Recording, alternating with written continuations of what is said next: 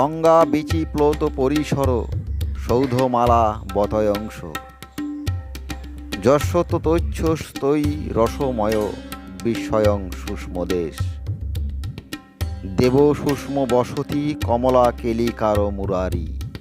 পবনদূত কাব্যের ২৭ এবং ২৮ নম্বর শ্লোক। এই শ্লোকের অর্থ, গঙ্গা ছিল সুষ্মের সীমা এবং সেই সীমায় ছিল মহারাজা লক্ষণ সেনের প্রতিষ্ঠিত মুরারির মন্দির অর্থাৎ বিষ্ণু মন্দির।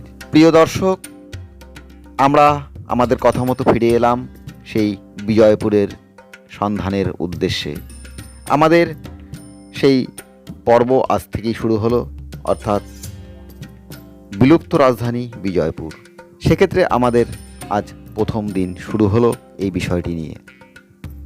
এক্ষেত্রে প্রথমেই যাকে আমরা প্রণাম করব তিনি হলেন পণ্ডিত হরপ্রসাদ শাস্ত্রী মহাশয়। তিনি এই পবনদূত কাব্যটি উদ্ধার করেছিলেন এবং খুঁজে বের করেছিলেন। এই কাব্যটি এই পুঁথিটি পাওয়া গিয়েছিল বিষ্ণুপুর থেকে। রঘুরাম তর্করত্ন নামে একজন পণ্ডিতের কাছ থেকে উদ্ধার করেছিলেন হরপ্রসাদ শাস্ত্রী মহাশয়। তারপরেই বঙ্গবাসী জানতে পারেন এই কাব্যটির কথা। তারপরে তোলপাড় হয়, আলোচনা হয়, যা আজও চলছে এবং নিষ্পত্তি হয়নি। লক্ষণ সেনের সেই বিলুপ্ত রাজধানী বিজয়পুরটি কোথায়, কোথায় সেই রাজধানীর অস্তিত্ব? তো প্রিয় দর্শক, আমরা কথা মতো শুরু করলাম আজ থেকে সেই পর্ব। শুরুটি ঠিক কেমন হওয়া উচিত? আমাদের আলোচনাটি যেভাবে শুরু হয়েছিল আজ আমরা সেভাবেই শুরু করলাম, দক্ষিণ থেকে।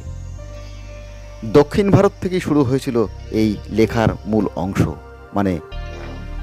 ধৈ কিন্তু সেভাবে শুরু করেছিলেন। মলয় পর্বত থেকে শুরু হয়েছিল যাত্রা।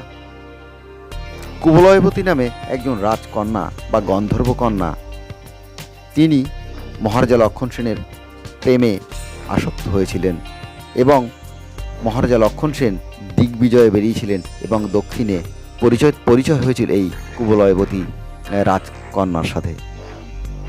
যখন মহারাজা লক্ষণ সেন দিগ্বিজয়ের পর তার রাজ্যে ফিরে আসেন অর্থাৎ বিজয়পুরে, তারপরেই এই কুবলয়বতী তার প্রেমে ব্যাকুল হয়ে ওঠে এবং পবনকে ডেকে পাঠান এবং তাকে বলেন, তুমি আমার প্রিয়ার কাছে যাও বিজয়পুরে।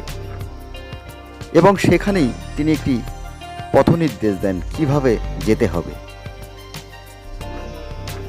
এবং পবন এই পথ ধরেই রওনা হন এবং পৌঁছন বিজয়পুরে। আমরা সেই পথটিকেই অনুসরণ করতে চাইছি।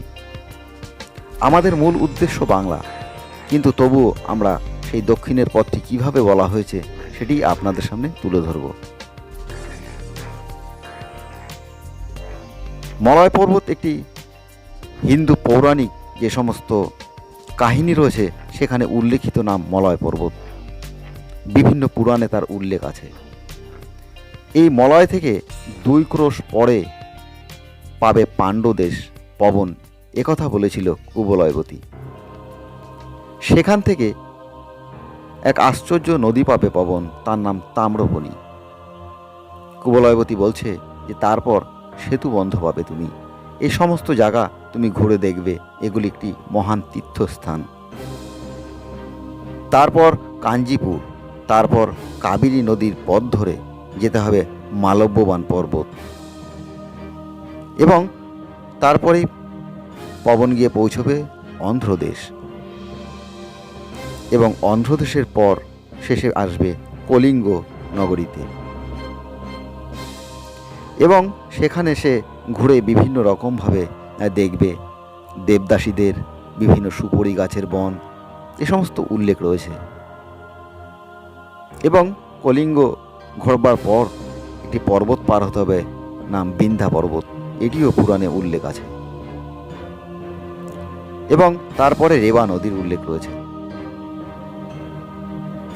এবং রেবা নদী পার হবার পর আসতে হবে পবনকে যযাতিনগর। আপনারা অবশ্যই এই নামটি শুনে থাকবেন। এবং অবশেষে এই যযাতিনগরের পরেই পাবে সুষ্মদেশ। তাহলে বোঝা গেল যে এই সুষ্মদেশ যযাতিনগরের পর থেকেই শুরু হচ্ছে। আমরা এখন বলতে পারি উড়িষ্যার পর। আমরা আবার ফিরে আসবো